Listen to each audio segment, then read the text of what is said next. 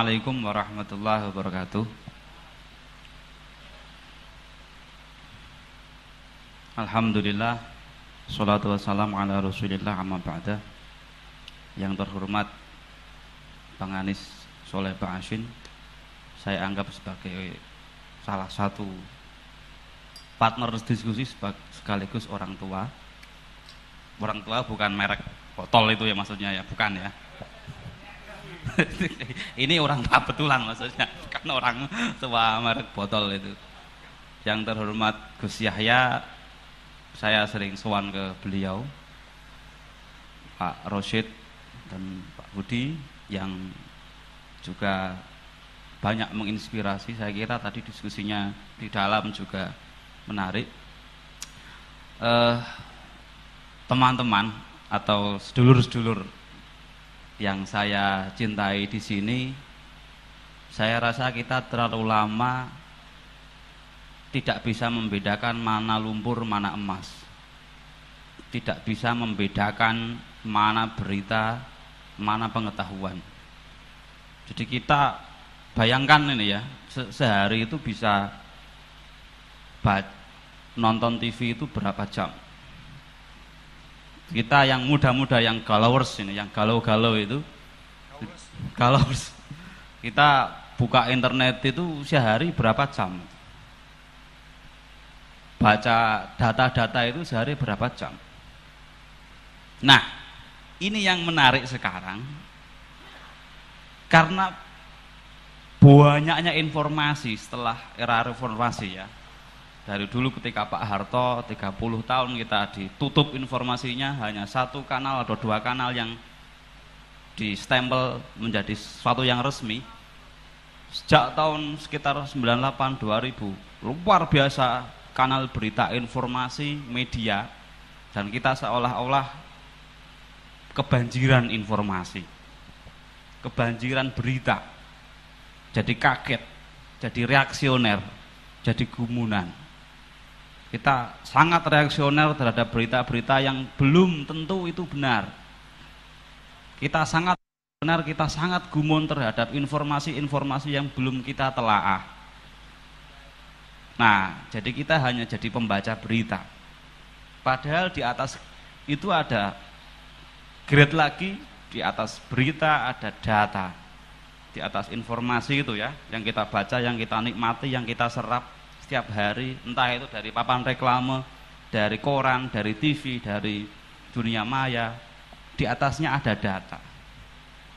Kita tidak terbiasa mengolah ini informasi sampah, ini data. Kita tidak terbiasa mengolah ini sesuatu yang penting atau ini cuman gosip. Kabur sekali kan? Semua membicarakan tentang gosip, tapi mana yang penting? Mana yang menjadi krusial? Mana yang signifikan? Mana yang bermanfaat? Itu kita tidak banyak yang bisa memilah dan memilih mana yang sampah, mana yang data. Nah, di atas data ada cara pandang lagi bagaimana kita bisa menyerap sesuatu itu sebagai pengetahuan. Sebagai pengetahuan, sebagai ilmu, sesuatu yang ilmiah. Ilmiah itu kan cara gampangannya kan sesuatu yang diilmuni itu, sesuatu yang diilmukan, sesuatu yang dicerap dengan ilmu. Nah, ini tahapan-tahapan saya kira dalam bagaimana kita mengelola informasi, bagaimana kita mendengar berita, bagaimana kita mencerap sesuatu yang mungkin tadi beberapa bahasan dari Gus Yahya, Pak Rosyid, Bang Anis dan yang lain-lainnya hanya dianggap sebagai berita, bukan sebagai pengetahuan. Ini kan cara pandang. Monggo kita nanti setelah ini bisa merenungkan kembali. Oh iya ya, selama ini saya terlalu reaksioner ternyata. Tidak ada tabayun, tidak ada tasawur, tidak ada riset.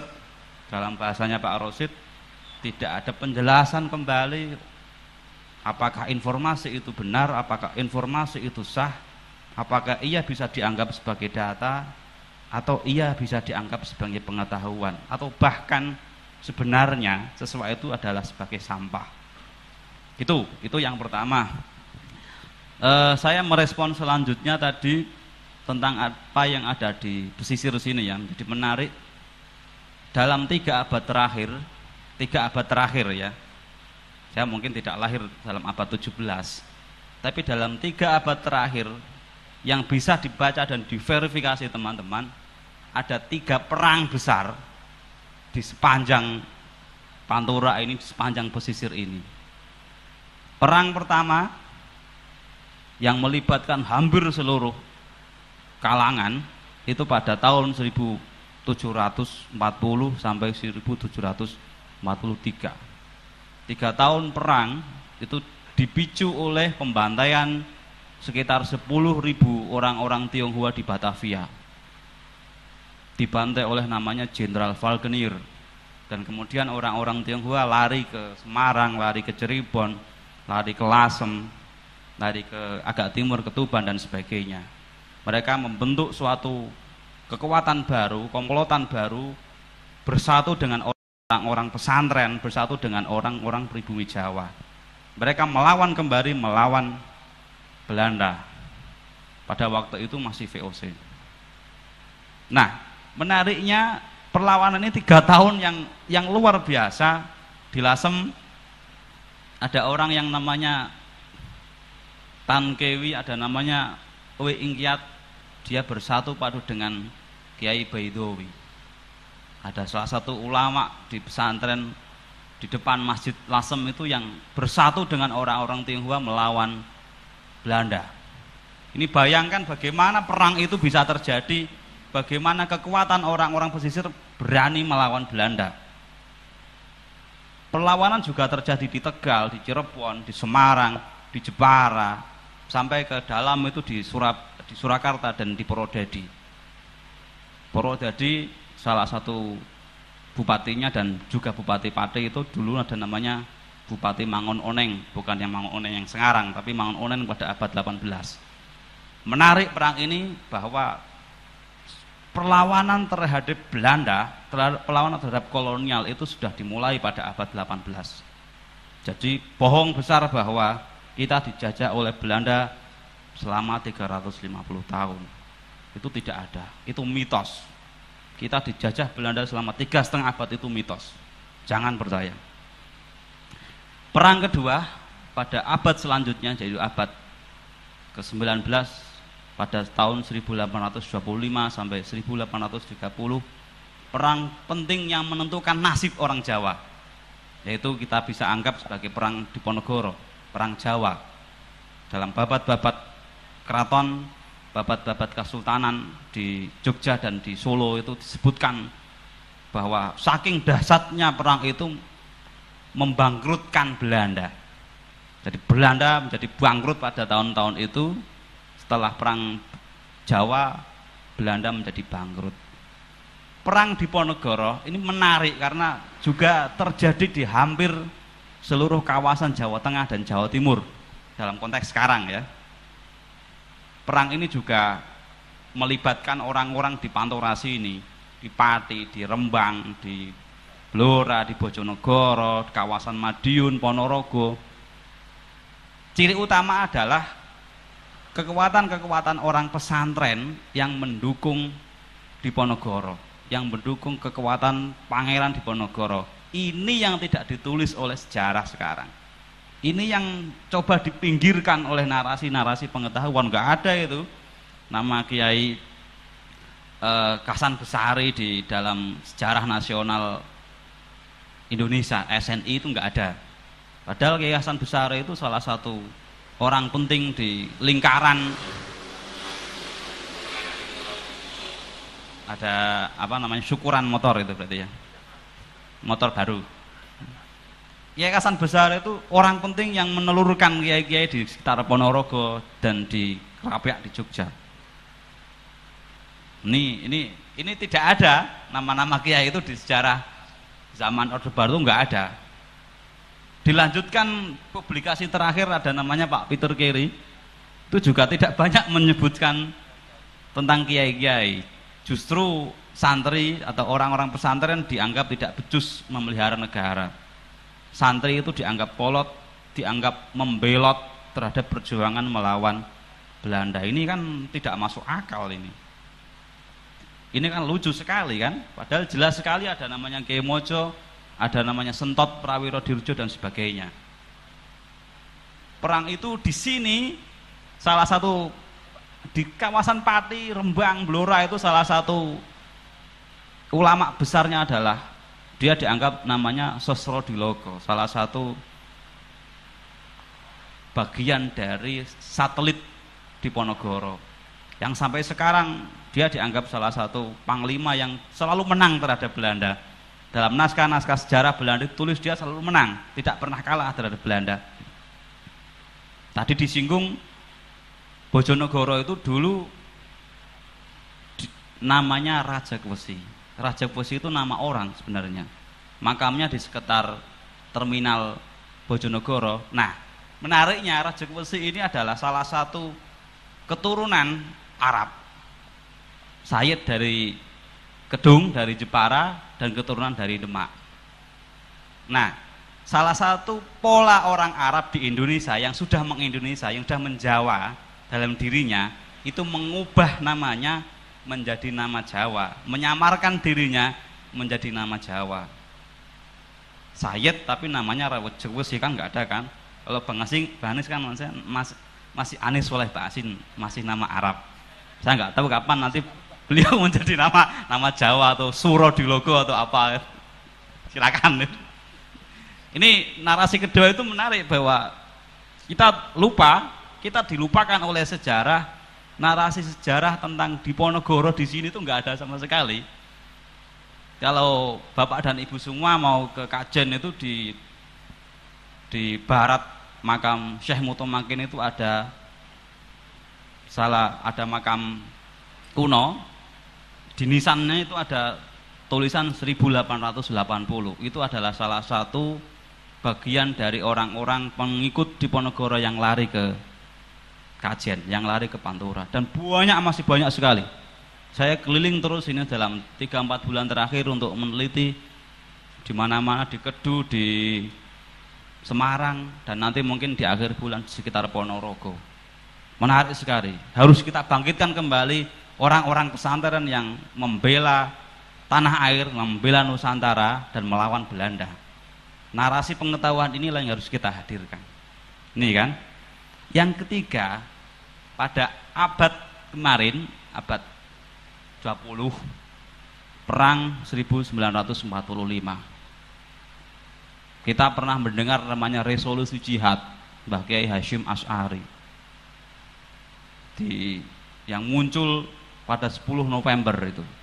10 November itu bukan peristiwa yang sehari jadi, tapi sebelumnya ada bertahun-tahun jaringan ulama. Kiai Hasyim berteman baik dengan Mbah Bisri, berteman dengan Mbah Abbas Buntet, berteman dengan Mbah Subhi di Temanggung dan sebagainya. Mereka punya jaringan-jaringan santri yang ketika resolusi jihad dikumandangkan semuanya berkumpul dan bersatu padu melawan Belanda. Tapi yang muncul di sejarah pengetahuan kita apa? Yang muncul adalah Bung Tomo. Tidak ada itu namanya Pak Wahid Hasyim. Tidak ada itu yang namanya Mbah Hasyim Asy'ari dijadikan salah satu orang yang penting di sana. Tidak ada itu namanya Mbah Abbas Buntet, Mbah Subhi, Mbah Bisri. Semuanya itu dihilangkan dari panggung sejarah. Jadi negara kita ini mau dihilangkan itu caranya adalah menghilangkan peran sejarah kita, sejarah komunitas kita ini dalam panggung sejarah nasional. Ini bahaya ini. Bahaya ini. Jadi lupa yang pertama adalah lupa tentang sejarah kita. Kita lupa kan, kita nggak tahu toh bahwa di sini adalah medan kontestasi perang melawan kolonial. Kolonial dulu mungkin Belanda, tapi sekarang kita punya kolonial baru. Kita punya penjajah baru. Penjajah baru apa itu? Ya itu bisa dicek di pertemuan ini bulan-bulan kemarin. Penjajah dengan wajah baru seperti apa? Bang Anis yang lebih paham tentang penjajah baru itu. Lupa yang kedua adalah lupa tentang kekayaan. Bangsa Indonesia ini kaya sekali ya, tadi sudah disampaikan oleh Gus Yahya, kita punya banyak bahasa, kita punya banyak sumber daya. Bayangkan saking banyaknya sumber daya Indonesia itu dikorupsi dari zaman Belanda sampai sekarang nggak habis-habis. Masih ada ya, masih kita masih makan tiap hari, bisa ngopi tiap hari, masih ada aja yang dimakan itu. Padahal di negeri Belanda itu juga nggak mampur-mampur amat, mereka nggak kaya-kaya juga. Kekayaan mereka juga pada abad 18, abad 19 diambil dari sini, diambil dari Nusantara. Mereka mengambil pala dari Tidore, mereka mengambil bahan kayu jati dari Blora. Di Jerman itu rumah-rumah kuno itu kayu jati besar-besar, itu luar biasa. Saya nggak bisa bayangkan itu dari mana kalau selain Nusantara. Di tempat-tempat lain kan nggak ada itu kayu jati yang sekualitas dari Blora itu, dari Nusantara ini. Teman-teman bisa membayangkan bagaimana kita dicuri bertahun-tahun, tapi kita masih tertawa di sini, masih enak-enak saja, dan kekayaan ini yang luar biasa. Tepuk tangan untuk Nusantara. Lupa yang ketiga, saya kira lupa jati diri. Kita lupa dengan identitas kita, atau bahkan kita sengaja dilupakan. Kita ini bagian dari orang siapa toh? Kita ini bagian dari orang Jawa, orang Nusantara, orang Indonesia, semuanya kabur. Gak jelas, tidak ada batas yang jelas. Proyek pengetahuan kolonial dari Belanda sampai sekarang, mungkin Amerika ya pada abad 20. Ada namanya salah satu peneliti yang bagus sekali tulisannya, namanya Benedict Anderson. Dia menulis satu buku mengatakan bahwa Indonesia itu dibangun dari komunitas yang terbayangkan, imagine community. Membayangkan bahwa bangsa itu cuma angan-angan. Dia menganggap bahwa bangsa Indonesia itu dipersatukan oleh angan-angan semata. Argumentasinya adalah bahwa kita tidak mengenal orang Papua, kita tidak mengenal orang Aceh, kita tidak banyak berkomunikasi dengan mereka. Ini adalah, saya kira, pernyataan yang perlu dikoreksi, pernyataan yang tidak sepenuhnya benar. Kita sampai sekarang punya namanya pegon, namanya kitab pegon. Itu adalah salah satu tradisi Nusantara yang mempersatukan orang-orang dari Jawa, Makassar, Palembang, Malaysia, bahkan sampai di Thailand, di sana di Patani. Teks-teks kitab-kitab pegon baik ditulis oleh, dulu ada namanya Yai Soleh Darat di Semarang, gurunya Raden Ajeng Kartini, gurunya Pak Sosro Kartono, kakaknya Kartini. Tidak banyak orang yang tahu kisah tentang Sosro Kartono.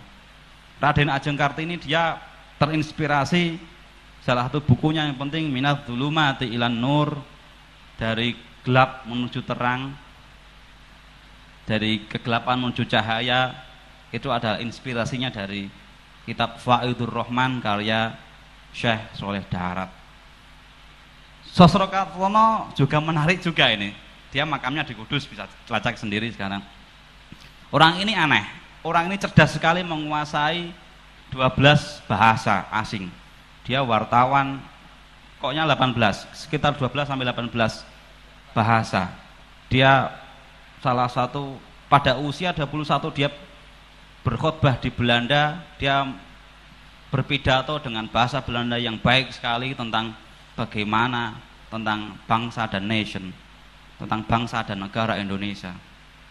Dia menjadi wartawan, dia menjadi terkenal di Eropa, tapi pulang ke Jawa justru dia tidak jadi dosen, dia tidak jadi birokrat, dia mengobati orang-orang yang sakit di Bandung, supranatural istilahnya. Coro gambarnya bahasa Pati jadi dukun itu. Ini pengaruh apa ini?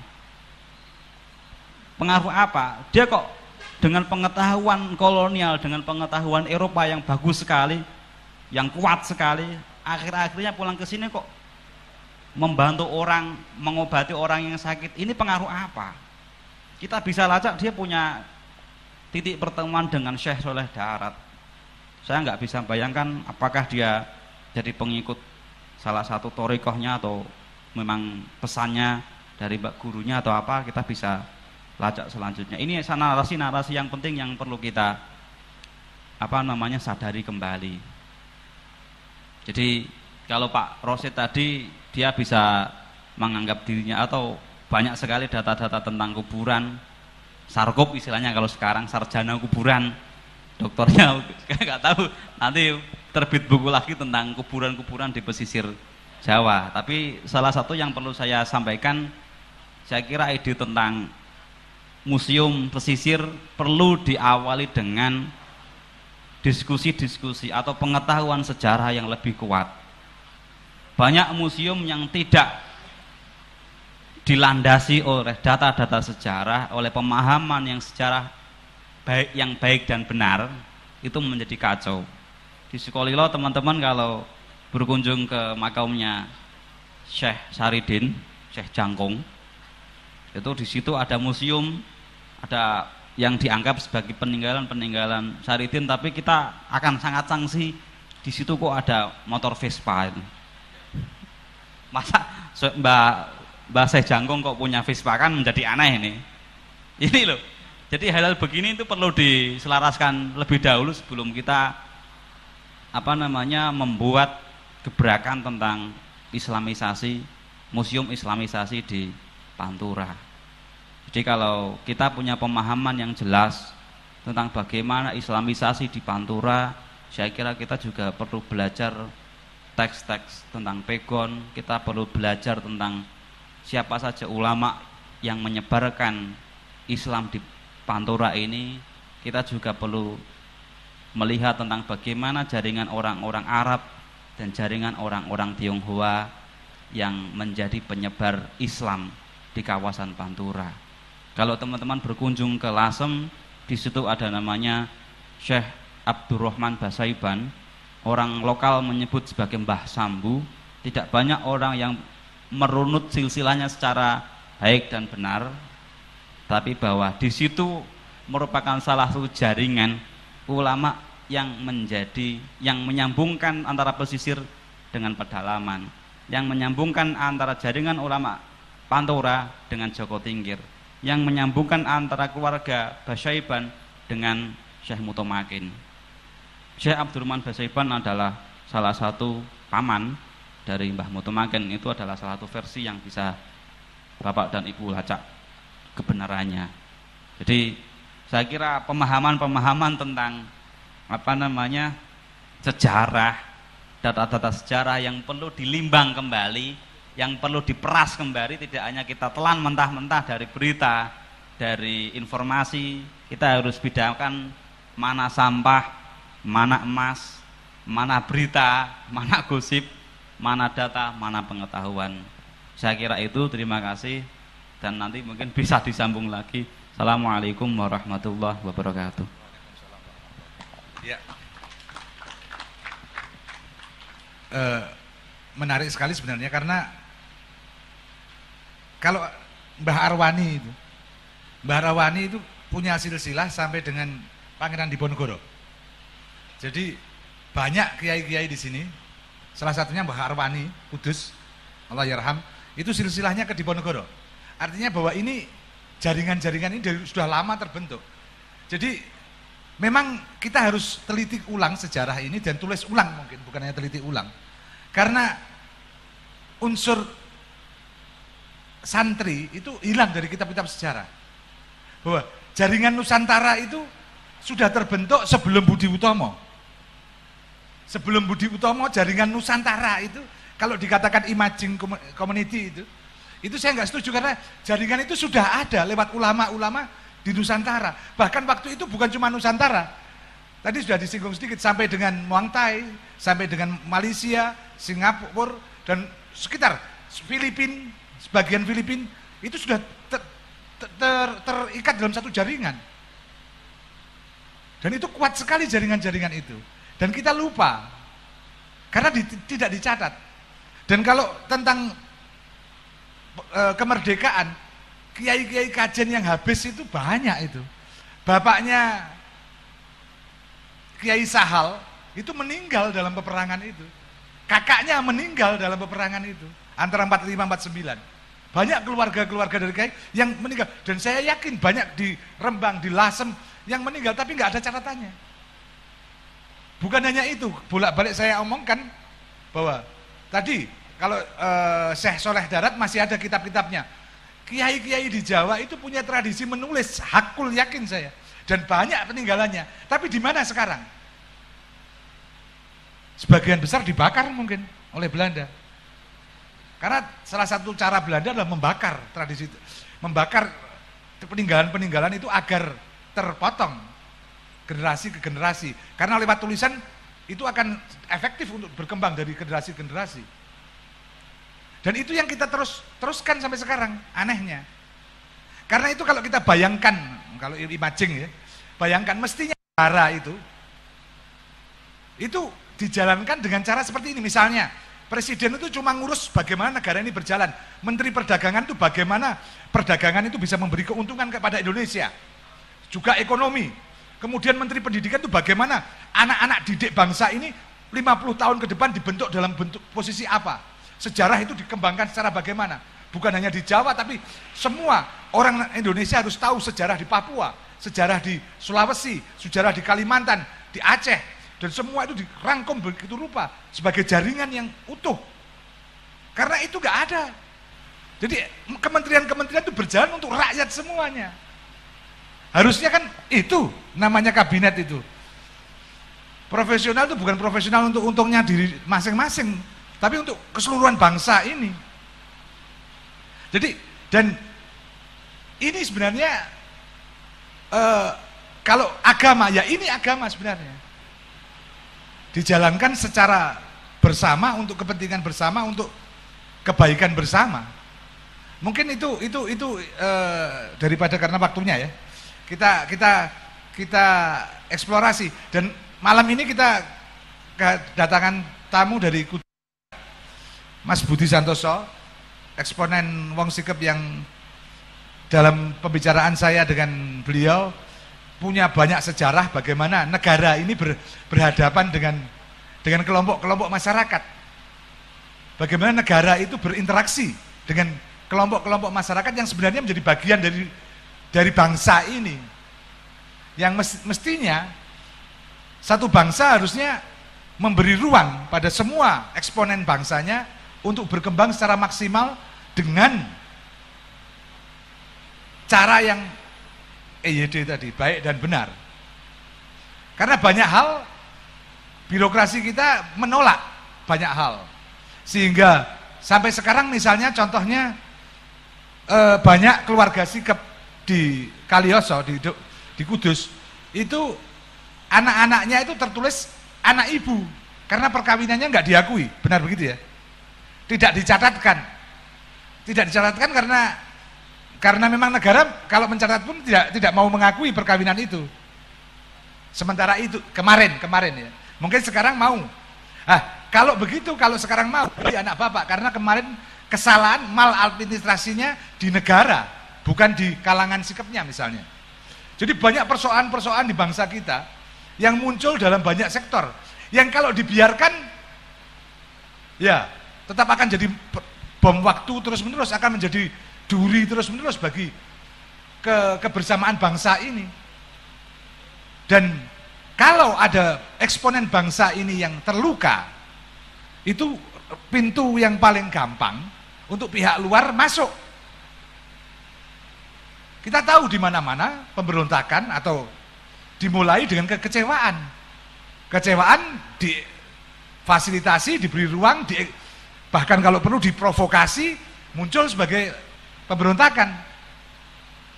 Dan ada banyak hal, walaupun saya tidak membayangkan bahwa Wong Sikep akan berontak misalnya, tapi saya hanya mengatakan bahwa hal-hal semacam ini harus diselesaikan oleh negara, bukan cuma pemerintah. Bolak-balik saya katakan harus dibedakan antara negara dengan pemerintah. Ya, di sini kita nggak membedakan. Monggo Mas Budi, kita ngomong-ngomong soal londo putih dan londo ireng barang gitu.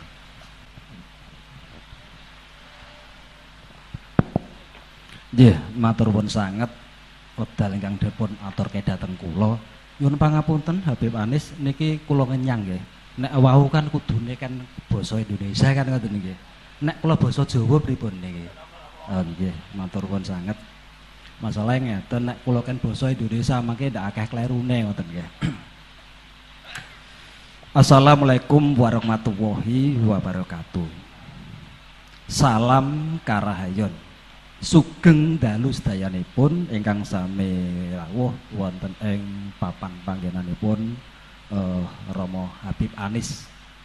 Dumateng jenenganipun Rama Habib Anis ingkang tansah kula hormati, jenenganipun Mas Munawir nggih ingkang tansah kula hormati ugi, jenenganipun Gus Yahya ugi ingkang tansah kula perdani, Pak Dr. Muhammad Rosid ugi ingkang tansah kula hormati. Lumeberipun dumateng para sedulur kula sedaya ingkang sami rawuh ugi tansah kula hormati ugi.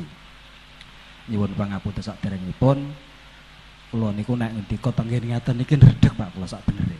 Nggih, babe cetha mawon nggih. Kula niku wong tani mlekene, Pak. Kula niki rak sing bener niku nek cara Jawane diplek kutho kula niku. Kalih sedulur kula niki. Habib Anis iki. Ya ora kudune kowe engko melu lenggah jejer dhuwur. Kula pun deg-degan sak benere. Pramila kula nyuwun pangapunten ingkang agung sak mangke mbok menawi wonten kekiranganipun.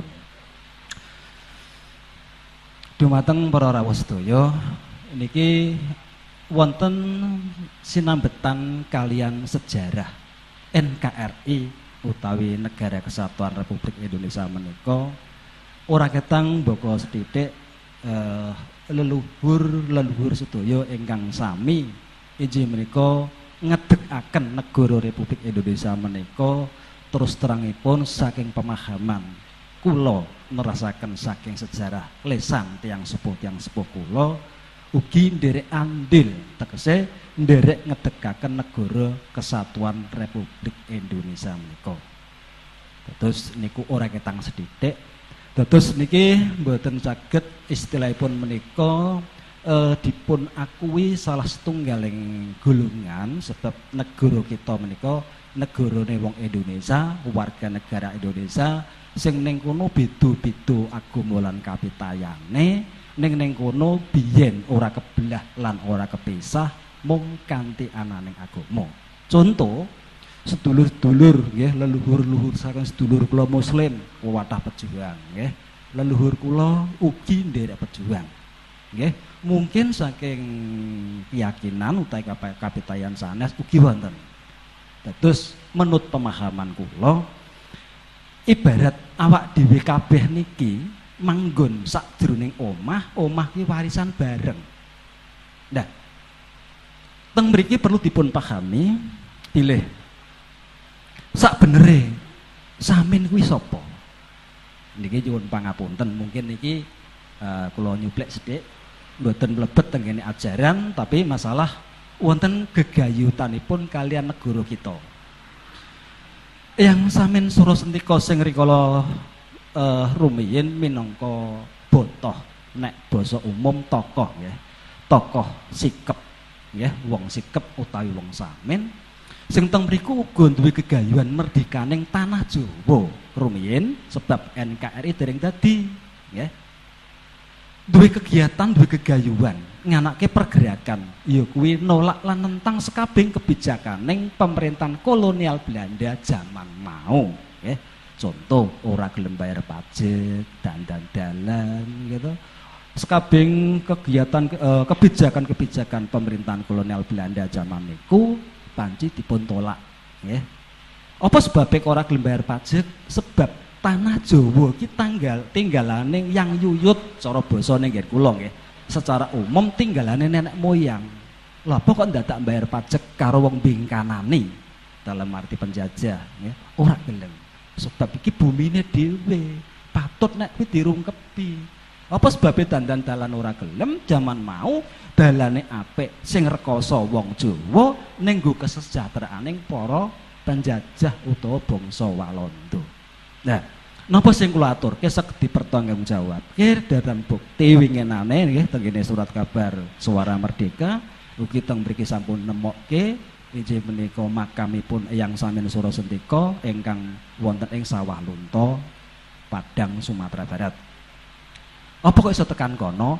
Kegiatane Eyang Samin Surasentika sak penderek nek cara cetane cara Jawane sak murite nggih. Niku istilahnya ngawonten kegiatan niku Eyang Samin sak penderek ditangkap Belanda. Mulane wonten kaitanipun kalih sejarah kitab-kitab Jawi ingkang kathah sanget dipun rampas kalian Walanda. Sebabe nggih niku memotong mata rantai supaya apa sing dadi kegiatane wong pribumi sekira aja nganti kuwi di enut utawa berkembang.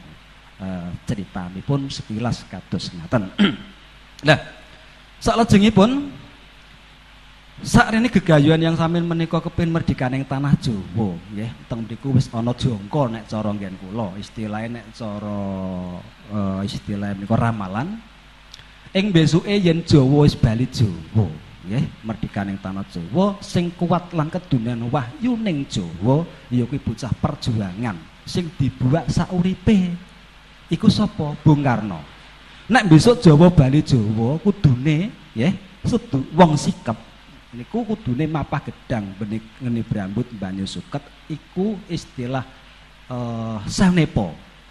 Jlantrahipun apa sing dadi gerak lan kegiataning wong sikep jaman mau sing nek ditakoki wae ning ndi ape mengarep saka ngendi saka mburi iku duwe tujuan. Basa-basa sing diciptakno Eyang Samin nalika semonten ora do. Basa niku sekira nutup apa sing dadi kareping londo, wong Jawa tetep kudune nutup rahasiane. Karepe teng mriku. Wonten malih saiki ana tembung nggih, Eyang Samin nganti dibuak teng Sawah Lunto duwe kegiatan gedhe nggih. Teng mriku istilah nek dihukum nggih niku engko nek cara Jawane nek londo nuwun sewu niki sejarah lesan. Engko nek londo ngising gebyuren. Sing dimaksud WC zaman riyen kan dereng wonten Jawi ya. Ora gebyur WC, segebyuri londone. Apa tujuane? Pancen golek perkara, golek goro-goro. Dasare teng mriku kathah sanget cerita teng mriku, cuma niki kula cuplek mawon. Lah, sedaya napa ingkang dipun lampahi Eyang Samin sak pendherekipun menika ora doh kepengin ngungsir bangsa Walanda. Teng mriku wonten jangka ing mengkone nek pancen Jawa wis bali Jawa kudune medun gelem bayar pajak. Lah teng mriku niku nek ana tetembungan sing ngantos sakniki kandel nggih. Wong Samin niku wong sing kepen nggih negara dhewe ngedekno negara dhewe nentang pemerintah nggih. Niku mboten salah, niku bener. Ning kantun ditingali. Zaman pemerintahane sapa, ape ngedekno negarane sapa. Nek zaman wau leluhur Jawi ndek gegayuhan nggih negara merdekaning tanah Jawa apa ya salah. Saiki nek wong Samin ning kono jenenge nentang pemerintahan ning zaman kolonial Belanda apa ya salah. Cuman stigma utawi bahasa-bahasa sing kados ngoten niku wis kanthil nggih.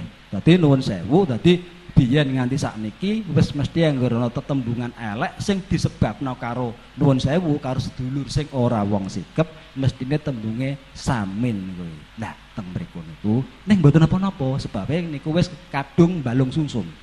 Nah, ganti rawuh kula wonten ing mriki pramila kula matur sanget nggih Habib Anis. Nah, niki dalu niki kula saged matur ingkang kados ngaten. Lah, wonten keterkaitanipun kalian Islam nggih, Islam sing teng tanah Jawa. Lah, teng mriki niki. Buktine napa kok iso kaya ngono? Niki dosen setain. Lah kula niku ora wong Samin to. Lah niki bareng srawung kula nyedulur wis biyen-biyen muga nganti besok. Habib Anis nggih. Ning kono ora ana kok kudune kowe wong Samin kumpul aku, sedulur Islam kumpul karo sedulur sikep ora kena mboten ngoten. Nek dilakoni kepenak, contoh nggih wong kerep kula lakoni niku mangke padha untunge. Sedulur kula Muhammad Rosid mlaku boncengan kalih kula piyambak sing nyetir. Wayah ana salat zuhur to, ana andan ngasur yen Pak kula tak salat. Oh monggo Pak. Ora ana critane sedulur kula niku, ayo Pak kowe ndadak salat cara kaya aku mboten. Sing kula ya ngoten, lha Pak kok ndadak manembah kok leren jongkar-jongkir, kula ya ora. Kita saling menghargai. Karena itulah Indonesia. Maka dari itu, nyuwun pangapunten, nek awak dhewe gelem teliti, nitik apa sejarah biyen sadurunge negarane awak dhewe dadi penak uripe, tentrem. Nyuwun pangapunten, nek cara nggen kula nuwun sewu, nggih, Islam iku apa? Selamat. Isane selamat piye? Ya nindakake apa sing dadi kapitayane sing sak benere. Kanteng mriku niku. Mulane niki wonten sinambunganipun. Ning nek dirasa sing luwih alus, dirasa sing temenan, dirasakno bareng penak. Saiki sedulur kula niki salat mesti kusuk, jalaran apa?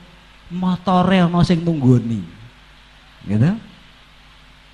Le salat tenang, jalaran apa? Kula sing tunggoni sepeda motore. Sebab kita saling menghargai, tahu tata carane panembaing Pak Budi Santoso ku piye, memahami.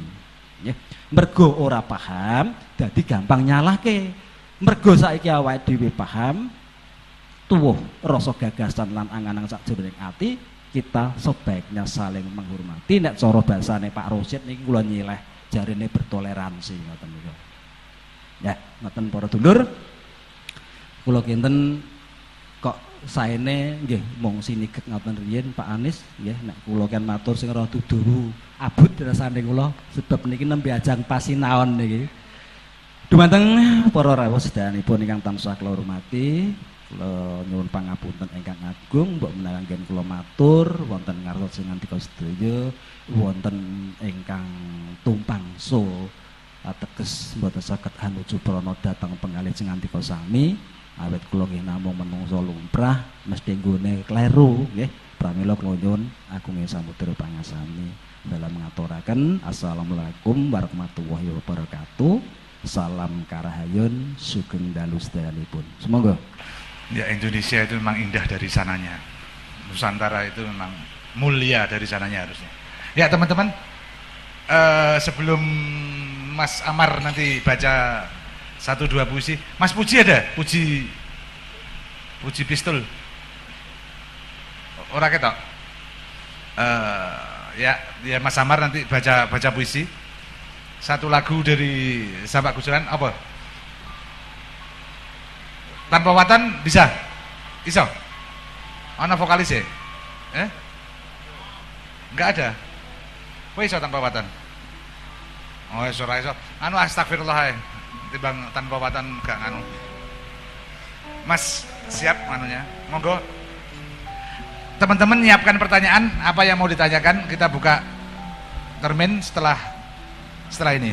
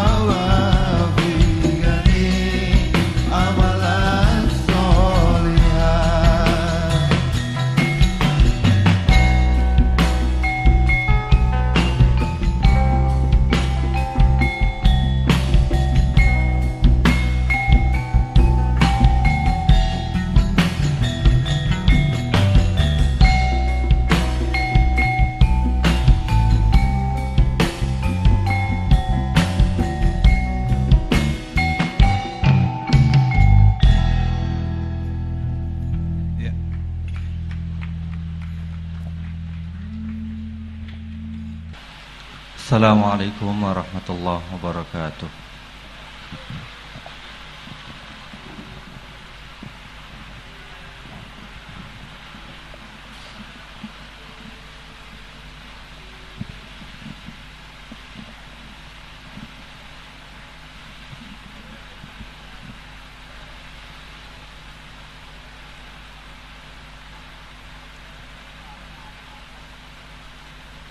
Sebuah syair dari Maulana Jalaluddin Rumi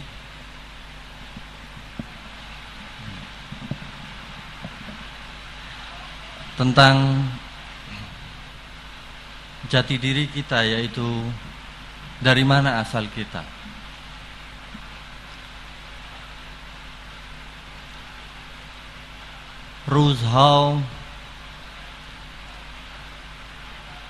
روزها فکر من این است و همه شب سخنم. Hari-hari pikiranku adalah ini dan perbincanganku adalah ini. که چرا غافل از احوال دل خویشتنم, bahwa mengapa aku lalai akan keadaan hatiku. از کجا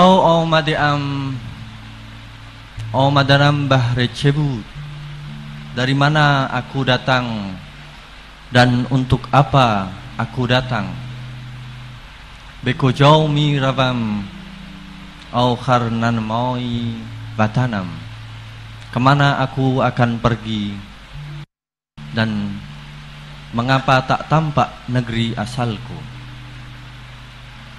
مرغ باغ ملکوتم نیم از عالم خاک, aku adalah unggas dari kebun malakut dan bukan dari alam tanah.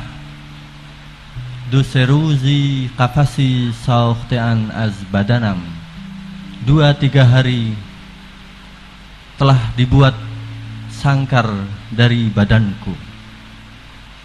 ای خوش آن روز که پرواز کنم تا بر دوست, alangkah indahnya hari ketika aku terbang di sisi sang kekasih.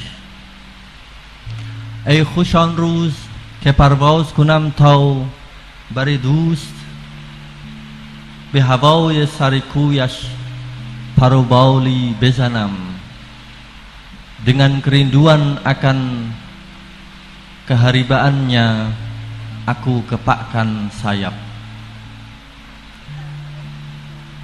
Kita tidak akan bisa pergi kemanapun, tidak akan ada tujuan kalau kita tidak tahu dari mana kita datang. Sebenarnya ada awal dan ada akhir. Ketika awal tidak ada, maka akhir pun tidak ada.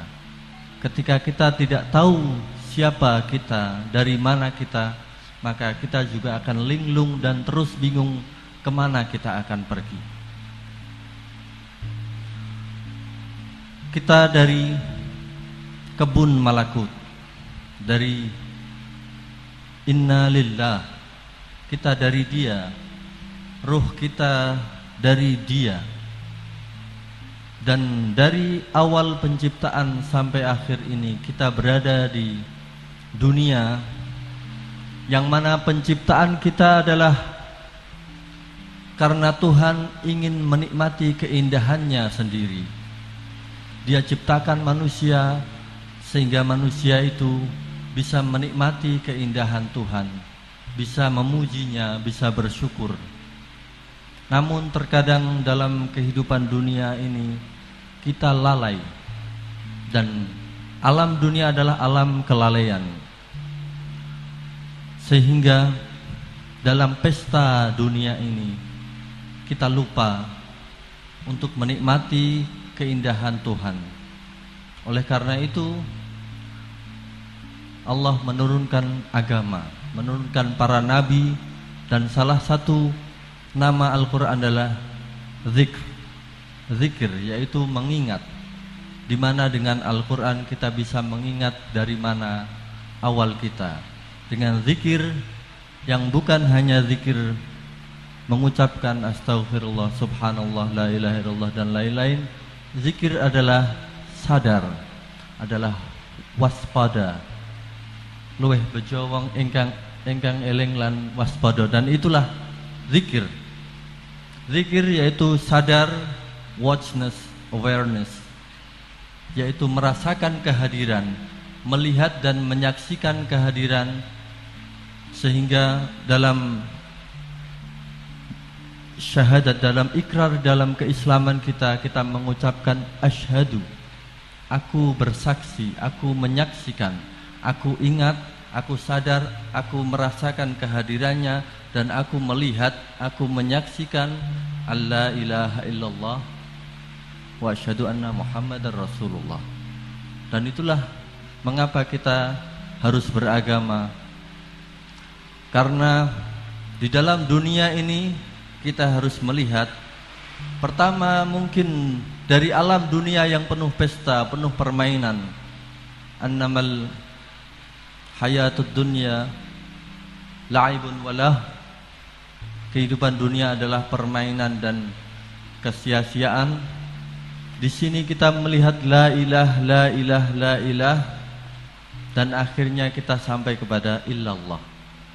Dan inilah perjalanan kita melalui Adam alaihissalam, para anak cucunya, para nabi, para kaum dan bangsa-bangsa yang telah lalu hingga sampai sekarang ini.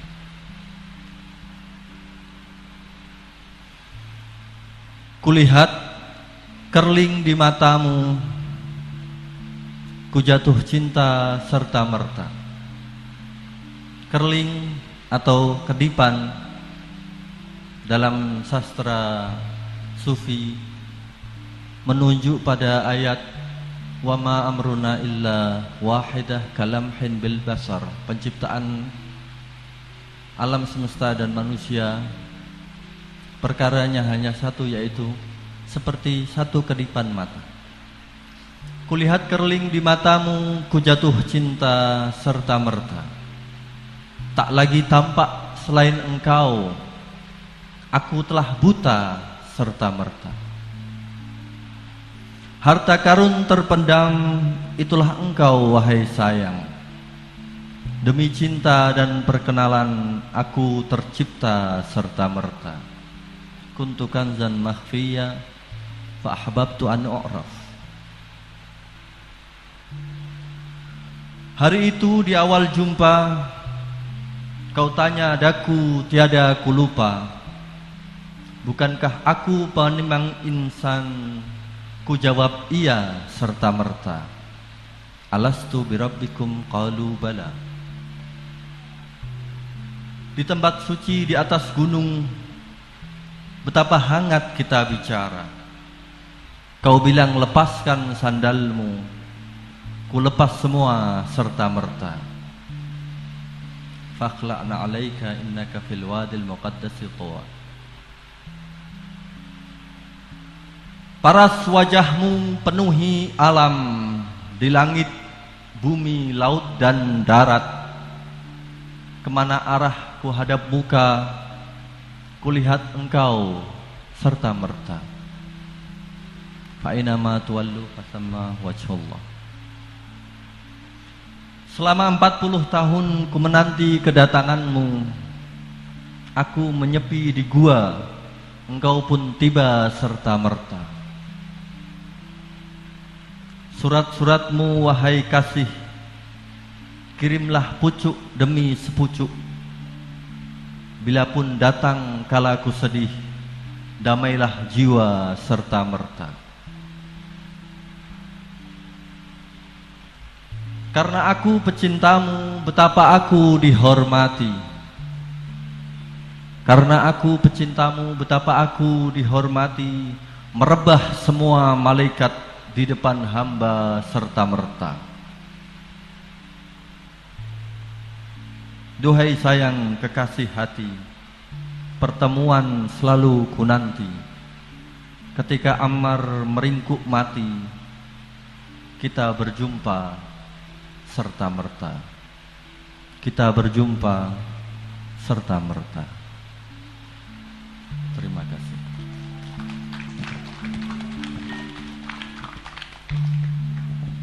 Ya, Mas Amar Abdullah ini rutin membacakan puisi-puisi buat kita setiap suluk malaman. Nah, sekarang kita masuk ke sesi dialog. Ada yang mau bertanya? 1, 2, 3. Oke, 3 dulu. Ada mic wireless. Ya.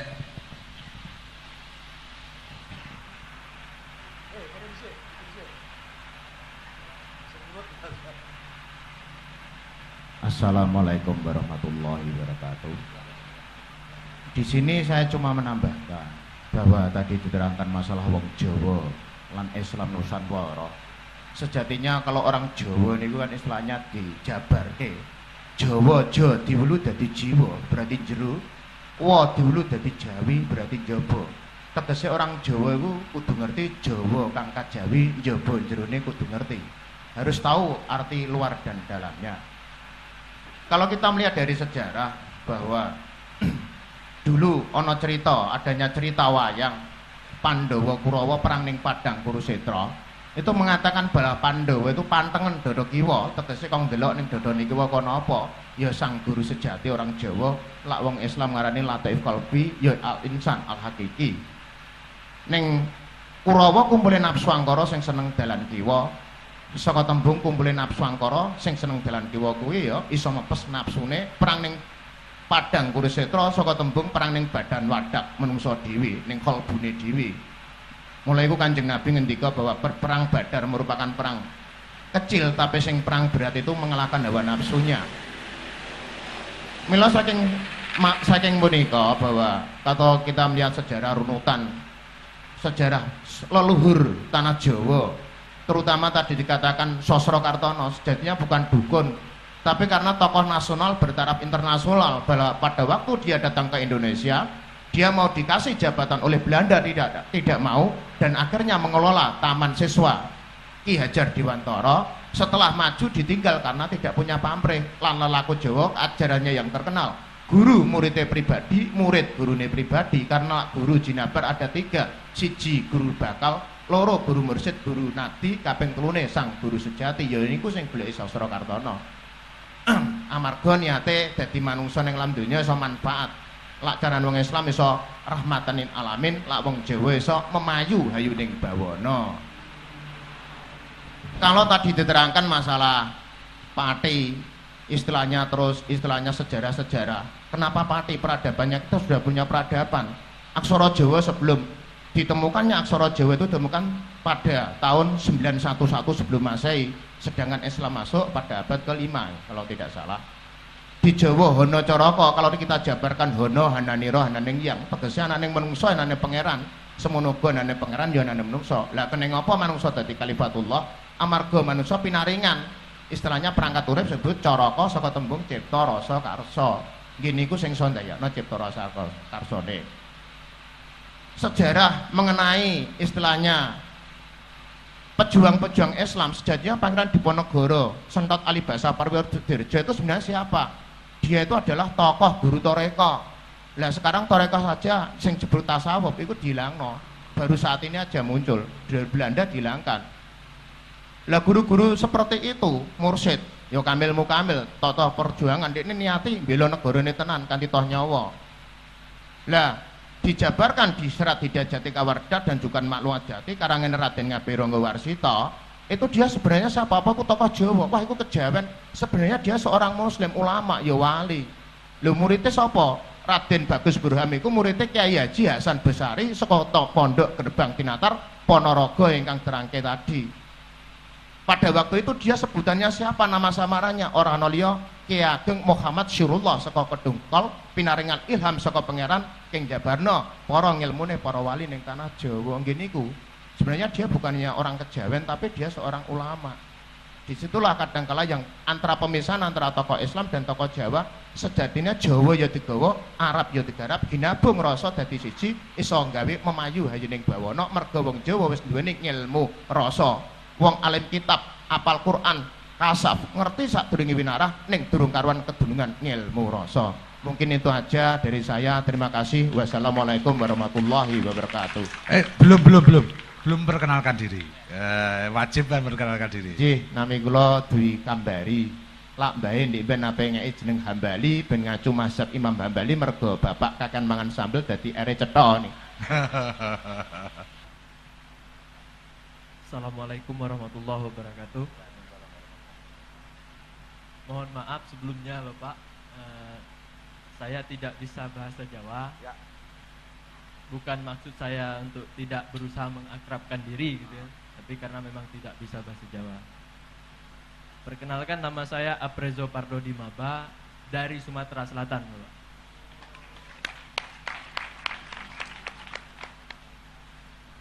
Yang ingin saya tanyakan ini mungkin ada kaitannya dengan daerah saya. Bagaimana hubungan yang terjalin antara islamisasi Jawa ke pelosok Nusantara khususnya Sumatera? Karena saya melihat sepertinya islamisasi Nusantara ini terpusat di Jawa. Nah, itu saja Bapak. Terima kasih. Wassalamualaikum warahmatullahi wabarakatuh. Assalamualaikum warahmatullahi wabarakatuh. Nama saya Mariono, asal dari Bangka. Yang ingin saya tanyakan di sini Pak, seperti ini Pak. Kan pada dasarnya pendidikan itu nggak bisa dipisahkan dari sejarah kan. Tapi kenapa pada dasarnya anak muda di Indonesia ini sekarang ini sering melupakan sejarah dan takut untuk membaca sejarahnya Pak? Apa yang harus kita lakukan sebagai kami anak muda ataupun Bapak yang ada di sini? Terima kasih Pak. Ya, nanti dulu saya mau tanya dulu. Datang langsung dari Sumatera? Kami kuliah di UNES Pak. Di UNES Semarang. Semarang. Kita ketemu waktu di Semarang dulu itu. Iya Pak. Ya, oke. Ya, sebelum nanti dijawab oleh semua narasumber, saya ingin tambah sedikit. Jawa digowo, Arab digarap, Barat diruat, kan gitu kan, lengkapnya telu. Jadi Barat ini diruat. Jadi diruat artinya tidak bisa kita terima karena dia banyak kotor kan diruat itu. Kalau digarap kan sesuatu yang sudah kita tinggal garap gitu. Ya sekarang ini kita malah Arabnya dipakai tanpa digarap, Baratnya lengkap gitu tanpa diruat, jadi akibatnya kotornya tok yang sampai itu yang bagian permukaan. Ya tentang sama sebenarnya yang jenengan katakan, yang Anda katakan. Yang saya katakan tadi sebenarnya saya ini sejak awal sejarah Nusantara itu tidak boleh terpusat di Jawa. Walaupun Jawa karena waktu itu Belanda menempatkan semua administrasinya jadi di Jawa, Jawa jadi sentral. Harusnya kesadaran Nusantara itu meluas, melebar semuanya. Sumatera Selatan itu, Bangka juga itu sangat berperan besar dalam jaringan ulama ketika pergerakan. Cuma ini persoalannya persoalan sejarah, penulisan sejarah. Anda sebagai orang Bangka, sebagai orang Sumatera Selatan harusnya mengeksplorasi itu bagaimana ini terhubung. Karena gini, sebelum nanti dijawab oleh teman-teman yang lain, upaya untuk mengisolasi Jawa, mengisolasi Aceh, mengisolasi Sumatera Selatan, Bangka, Sulawesi, itu diisolasi seolah tidak terhubung, itu langkah awal untuk pemecahan. Sehingga seolah-olah tadi disebut sedikit oleh Mas Munawir, ini hanya semacam imaging community, hanya dibayangkan saja bahwa ada Indonesia. Tapi realitasnya nggak ada. Padahal kalau kita teliti dari kitab-kitab sejarah, itu terhubung sejak awal. SDI, Serikat Dagang Islam, sebelum Budi Utomo, itu sudah merangkum sebagian besar Nusantara. Dan wakil-wakilnya ada. Dan mereka sangat dominan. Tokoh-tokoh besar dari Sumatera Selatan, dari Bangka, itu ada semua. Cuma kenapa tidak muncul gitu? Bukan hanya yang dari sana, yang di sini pun, di Jawa pun disingkirkan dalam peta sejarah itu. Jadi anak-anak muda sekarang harusnya konsentrasi di sana, membangkitkan kembali kesadaran, karena kalau tidak Indonesia ini akan hilang. Nusantara ini akan hilang. Katakanlah, oke, Indonesia hilang, no problem, tapi jangan hilang Nusantara. Ganti nama, oke. Tapi jangan pernah hilang Nusantara itu. Jadi keterikatan ini sebenarnya sudah lama. Aceh dengan Jawa itu sudah lama. Aceh dengan semua perkembangan Islam itu sudah lama. Cuma sekarang Aceh dikembangkan sedemikian rupa sehingga menjadi kayak Taliban. Semacam Talibanisme yang garis keras, yang tidak terlalu kultural gitu. Ada upaya begitu misalnya. Padahal di daerah-daerah lain enggak itu. Jadi kita dialogkan itu terus-menerus tanpa ada konotasi politik yang terlalu kuat. Karena konotasi politik ini memecah belah. Kepentingan politik itu kelemahannya, politik itu memecah. Lah partai itu kan sudah memecah sejak awal. Kalau kamu ikut ini enggak ikut itu sudah memecah belah kan. Nah, kita harus tumbuhkan agama yang merangkum semuanya. Dari situ kita bisa tumbuhkan rahmatan lil alamin di Nusantara. Kemudian kalau tadi Gus Yahya menyebut ini yang kita bisa sumbangkan ke dunia, hari ini kita harus menyumbangkan ke dunia bahwa Islam itu menyatukan, merangkum, menjadi contoh untuk kita sumbangkan ke dunia. Bahwa kita bisa merangkum menjadi satu tanpa ada persoalan. Bahwa kita bisa mengayomi siapapun, apapun agama pun, bahkan mungkin Anda tidak beragama, tapi Anda taat warga sebagai warga. Karena ada ketaatan agama, ada ketaatan keluarga kan. Sebagai warga satu wilayah, Anda harus taat pada tatanan di wilayah itu. Itu yang harus kita buktikan hari ini dari Islam. Dan Anda sebagai eksponen-eksponen muda dan juga yang lain, harus mulai belajar ke sana. Jadi mungkin itu tambahan sedikit, jangan sampai kita, karena banyak di ruang gelap, ada cerita tentang Syekh Juha itu, suatu saat Syekh Juha mencari, kalau sekarang gitu ya, terlihat mencari bingung di tengah alun-alun gitu, yang temannya tanya, Syekh, apa yang kamu cari? Kunci saya hilang. Temannya ikut mencari, temannya yang lain datang, cari apa? Kuncinya Syekh Juha hilang. Beberapa temannya bingung ikut mencari di alun-alun. Ribut, setelah lama nggak 1 jam 2 jam nggak ketemu, dia tanya, Syekh, jatuhnya tadi di mana? Jatuhnya di gudang. Loh, kok kamu cari di sini? Di sini terang, gudang saya gelap.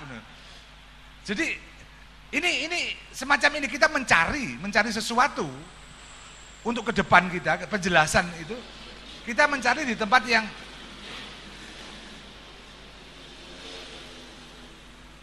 ya ada lomba knalpot. Kita mencari di tempat yang kita kira terang, padahal itu ada di tempat yang sebenarnya kita anggap masih gelap. Gudang, kunci itu ada di tempat itu. Nah, kita harus mencari itu di tempat yang sekarang ini gelap di dalam sejarah, catatan sejarah. Hampir nggak ada. Kita harus dari tradisi lisan, dari dokumen-dokumen yang ada, kita harus rangkum kembali bagaimana Nusantara itu terbentuk. Dan itu sangat dibutuhkan untuk generasi mendatang. Kalau enggak, ya kita jadi korban televisi. Kita akan jadi korban semua rekayasa. Karena semua ilmu akan menimbulkan rekayasa, semua ilmu. Karena ilmu itu pisau yang bermata dua. Bisa Anda pakai untuk membunuh, tapi bisa juga Anda pakai untuk yang manfaat. Semua ilmu. Dan semua yang ilmu akan bisa diduplikasi. Bahkan mukjizat pun bisa diduplikasi. Karena mukjizat begitu turun ke dunia, menjadi laku dunia, dia menjadi ilmu. Jadi kalau sekarang ada orang bisa berjalan di atas air, dia bukan mukjizat. Zaman Nabi Isa, mukjizat itu. Kalau sekarang misalnya, walaupun belum pernah ditemukan teknologinya, ada orang bisa membelah laut, sudah bukan mukjizat. Karena Nabi Musa sudah pernah melakukan. Tapi ketika itu pertama kali dilakukan, itu jadi mukjizat. Ketika duplikasi, nah ilmu juga bisa diduplikasi seperti itu. Ketika seorang tokoh harus menjadi tokoh untuk bisa menjadi pemimpin, dia punya karisma, dia punya citra yang bagus yang menumbuhkan karisma, dan itu kan ilmu. Seorang tokoh itu muncul kalau dia berkarisma, dia mampu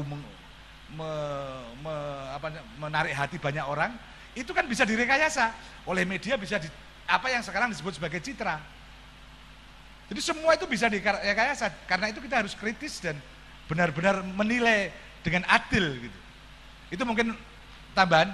Gus, jenengan tambahi.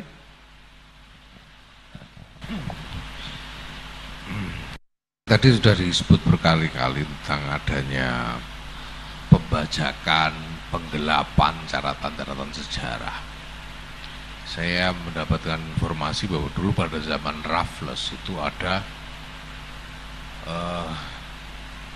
penjarahan naskah-naskah dari keraton secara besar-besaran. Ada yang menceritakan, meriwayatkan bahwa pada waktu itu selama berbulan-bulan pedati hilir mudik keluar masuk mengangkuti naskah-naskah keraton itu tidak kurang, setiap harinya tidak kurang dari 40 pedati selama berbulan-bulan, sehingga kita kehilangan banyak sekali khazanah catatan sejarah dan karya-karya dari para pendahulu kita. Nah sekarang kalau kita mau nyari, kita harus cari di perpustakaan-perpustakaan Leiden, perpustakaan-perpustakaan di Inggris, yang harus bayar dan nggak boleh dibawa ke sini, nggak boleh difotokopi dan seterusnya. Padahal itu mereka rampok dari khazanah kita. Nah bahwa sekarang ini ada banyak ada banyak lubang-lubang dari informasi sejarah itu, iya. Dan sebetulnya sudah mulai muncul semangat untuk menggali kembali informasi-informasi sejarah itu dan menyusunnya menjadi satu bangunan pemahaman tentang sejarah yang lebih utuh. Tapi memang belum selesai. Ini kayak Munawir dan teman-teman ini sebetulnya sudah sedang melakukan itu. Kita punya banyak teman yang sekarang ini sangat intens berusaha menggali kembali itu sejarah yang catatan-catatannya dirampok orang itu. Nah, tapi begini, kalau tadi ada pertanyaan tentang bagaimana sebetulnya kaitan antara Jawa dan luar Jawa. Kalau di sini tadi kita banyak bicara Jawa, karena yang ngomong orang Jawa, Mas, gitu. Kalau ini diskusinya di Palembang, ngomongnya soal Palembang. Tetapi bahwa sejak sangat awal itu telah sangat kokoh tumbuhnya kesadaran sebagai kesatuan peradaban di seluruh Nusantara ini. Kita lihat catatan. Dulu zaman Kerajaan Demak itu terjadi serangan dari Portugis oleh Alfonso d'Albuquerque. Abad berapa itu Pak Rosyid itu? Ke Malaka. Kita tahu bahwa Malaka adalah pintu masuk ke Nusantara kan, Malaka. Nah sekarang kita pikirkan, pada waktu itu Pati Unus apa Sultan Trenggono? Pak Rosyid, Pati Unus ya. Pada waktu itu Pati Unus Raja Demak mencegat pasukan Alfonso d'Albuquerque ke Malaka, mengirim armada ke Malaka untuk mencegat Portugis di sana. Coba kita pikirkan, ada urusan apa ini? Pati Unus ini kerajaannya di Demak, cuma sini ini. Ada urusan apa dia ngurusi Portugis di Malaka? Ada urusan apa? Dan bukan hanya itu, di dalam catatan yang ada, seluruh kerajaan-kerajaan di Nusantara ikut mengirim armada untuk menyokong pasukan Pati Unus menghadapi Alfonso d'Albuquerque di Malaka. Seluruh kerajaan Nusantara. Dan bukan hanya kerajaan Islam, sampai kerajaan Buleleng yang Hindu Bali itu ikut mengirim armada untuk membantu pasukan Pati Unus. Apa maknanya ini? Tidak lain karena pada waktu itu telah ada kesadaran yang sangat kuat tentang kesatuan peradaban Nusantara. Bahwa walaupun Portugis itu di Malaka, itu bukan cuma urusan orang Malaka. Walaupun di sana ada kerajaan juga, ini menjadi urusan dari seluruh Nusantara. Kesadaran kesatuan peradaban. Nah, oleh karena itu, saya punya keyakinan dan banyak di antara teman-teman kita peneliti yang punya keyakinan bahwa lahirnya Negara Kesatuan Republik Indonesia itu sebetulnya bukannya kecelakaan sejarah. Ini desain yang dibangun lama sekali oleh para pendahulu kita. Bahwa kemudian hadir negara kesatuan Republik Indonesia itu puncak dari perjuangan berabad-abad. Salah satu buktinya adalah bahwa seorang sarjana dari Aceh, saya lupa namanya, Ibrahim siapa lupa saya, Ibrahim Alfian atau Alfian Ibrahim. Beliau menemukan manuskrip bertahun 1873. Beliau temukan di Aceh yang isinya adalah fatwa dari sejumlah ulama Aceh. Isinya itu fatwa. Apa bunyi fatwa itu? Bahwa apabila nanti berdiri kerajaan baru bernama Kerajaan Al-Jumhuriyah Al-Indonesia, maka rakyat Aceh wajib taat kepada kerajaan baru itu. Apabila tidak, maka hukumnya bugot. Ini fatwa bertahun 1873. Terima kasih, saya mau menambahkan sedikit tentang minat generasi muda jika studi lanjut di program studi sejarah. Ada cerita menarik. Di Indonesia ini hanya ada 3 program studi yang tidak diminati oleh calon mahasiswa, akan tetapi program studi itu tidak banyak dijumpai yang nganggur. Saya menyebut fakultas H misalnya, fakultas E misalnya, itu orang berbondong-bondong, data Kemendikbud justru fakultas itulah yang menerbitkan sarjana tidak bekerja. Saya sebut Fakultas Ilmu Budaya jurusan arkeologi, calon arkeolog itu di Indonesia hanya 4 perguruan tinggi. Swasta tidak ada, karena swasta itu cari yang E, yang H, yang banyak lulusan itu. Jadi arkeologi ada di UI, ada di UGM, ada di Unhas Makassar dan Andalas Padang. Semua itu Fakultas Ilmu Budaya jurusan arkeologi. Jadi data Kemendikbud yang menarik lagi, Fakultas Ilmu Budaya jurusan Sastra Jawa Kuno, itu Arsip Nasional hanya memiliki ahli bahasa Jawa Kuno 1 orang.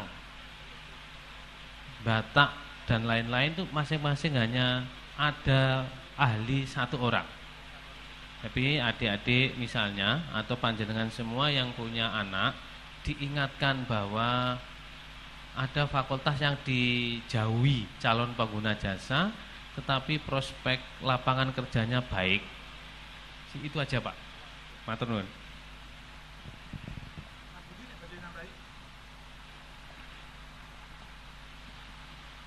Lagi repote nek karo wong Sumatera gelem ora gelem kon bahasa Indonesia ya sithik-sithik ya sinau bareng. Ya, terima kasih.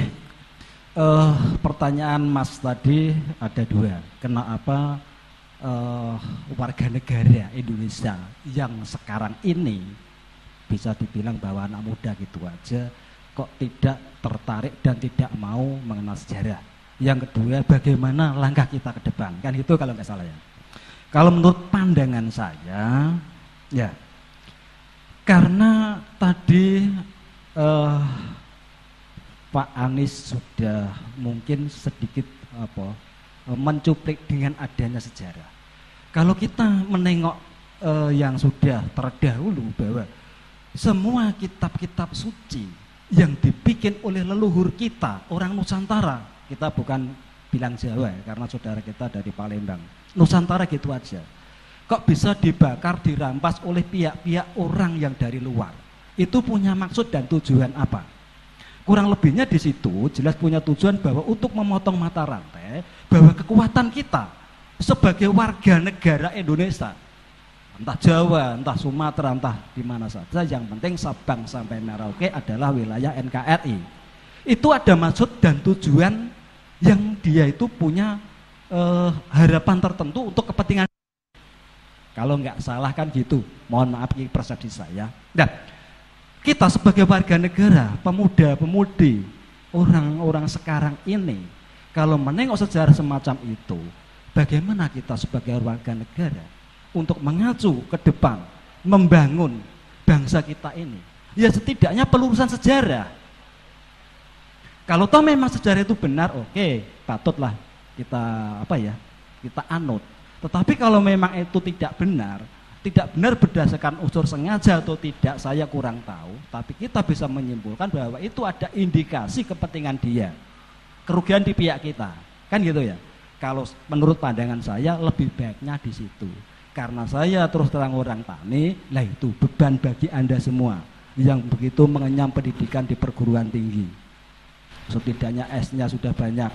Tapi saya nggak ketinggalan Mas, saya juga S1, tapi SD. Ya. Maka dari itu pandangan saya. Cuman di sini bagi kultur Jawa kan ada pepatah gini mengatakan bahwa seyogianya kita semua ini sebagai warga negara Indonesia rasa rumangsa, rasa handarbeni, rasa hangrukebi. Itulah jiwa kita sebagai bangsa Indonesia. Itu falsafah Jawa. Tapi ada lagi Jawa.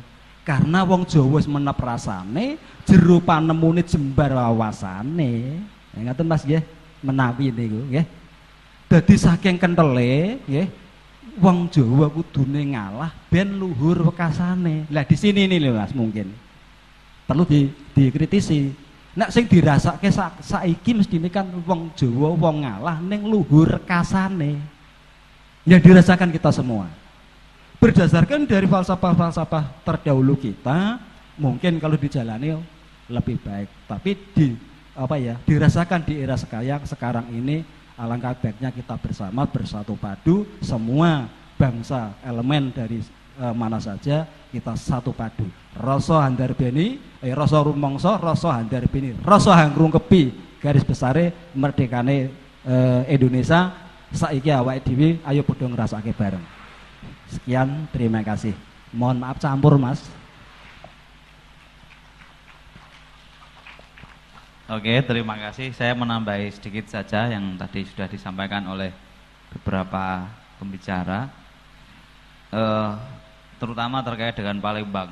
Palembang ini salah satu destinasi penting, unit penting dalam jaringan Nusantara. Jika teman-teman pernah mendengar nama Cheng Ho ya, penyebutan Cheng Ho mungkin salah ya, dalam logat HK itu aslinya Cheng He, Cheng He dalam bahasa tulisannya, tapi orang cenderung mudah sekali mengatakan nama Cheng Ho. Itu tidak ada dalam logat Hokkien di Tiongkok. Tapi begini, bahwa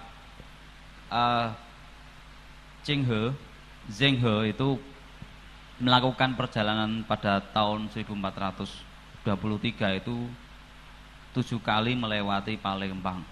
Dia salah satu panglima muslim dari dinasti Ming di Tiongkok yang selain menyebarkan kekuatan ini loh, Tiongkok itu kuat dan besar, tapi dia juga punya misi keislaman. Ada satu versi dia adalah salah satu penganut Muslim mazhab Hanafi. Nah, di Palembang ada beberapa situs penting yang menjadi jejak langkah dari Zheng He. Kalau Mas ini di proyek Musi itu, kalau naik kapal taksi air itu kan ke arah timur nanti ada Pupuk Sriwijaya besar itu toh. Itu nanti ada kelenteng di pinggir sungai, itu adalah salah satu situs peninggalan salah satu dari pengikut Zheng He. Nah, itu titik-titik perjalanan pada abad 15. 2 abad setelahnya,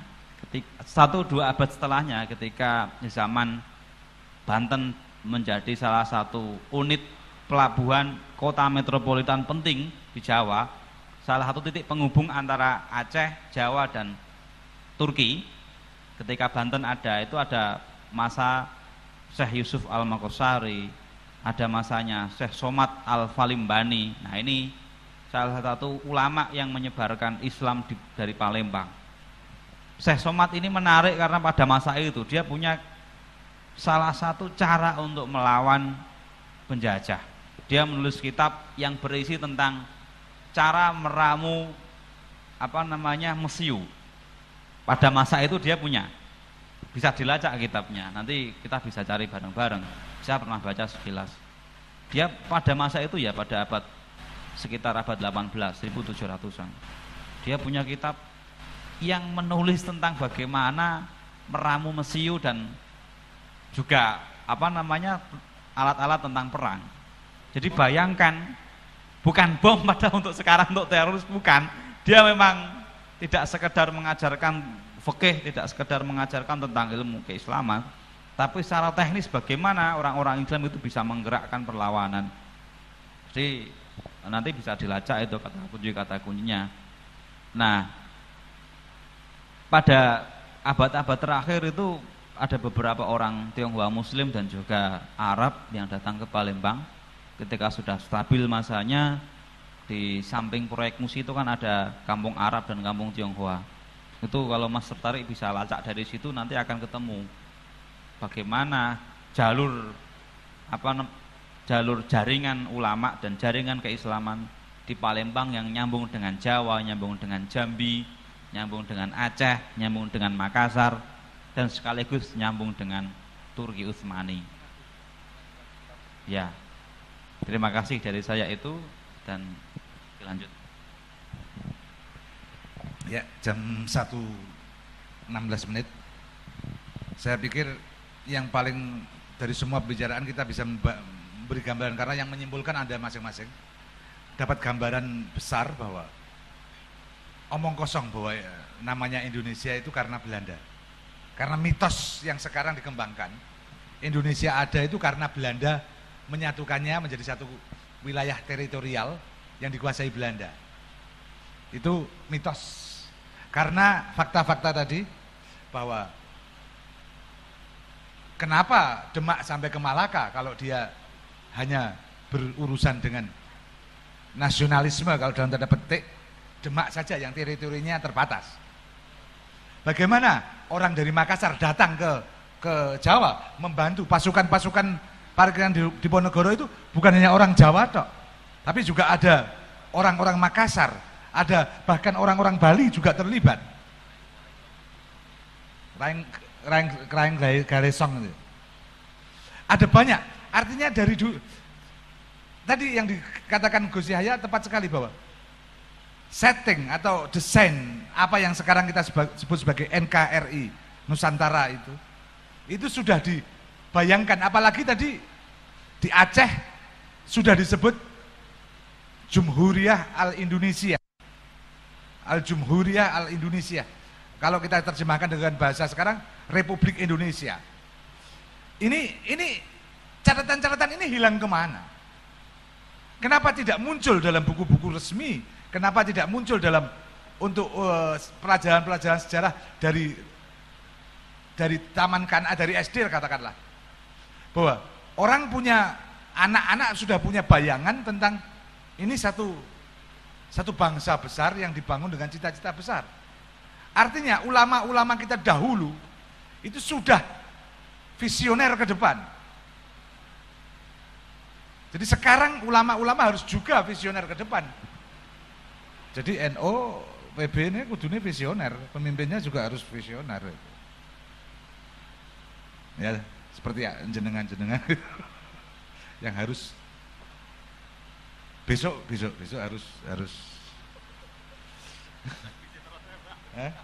harus di depan untuk jadi visioner, karena untuk visioner itu harus tahu ke belakang.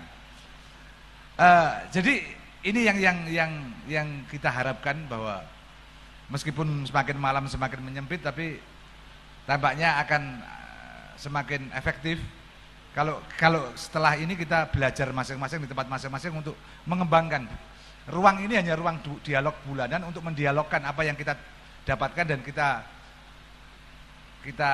tajamkan terus-menerus.